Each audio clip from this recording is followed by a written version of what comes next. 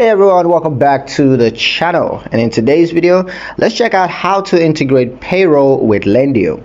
Lendio allows payroll integrations to streamline salary, contractors, and of course tax related payments. So I'm going to show you how to get this done. First, log into your Lendio account. Once you're in, go to the integrations or payroll section of the dashboard.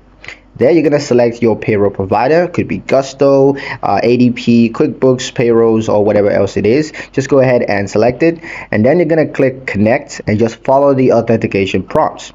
You may need to enter your payroll account credentials. Once that's done, allow Lendio to synchronize payroll data.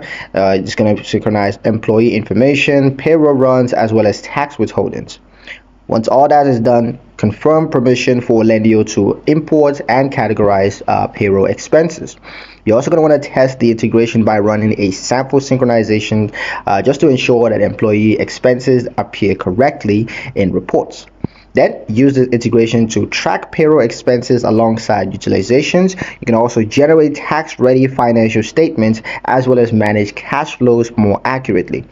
A quick tip is to always update employee details in your payroll software because Lendio pulls data from there and not the other way around.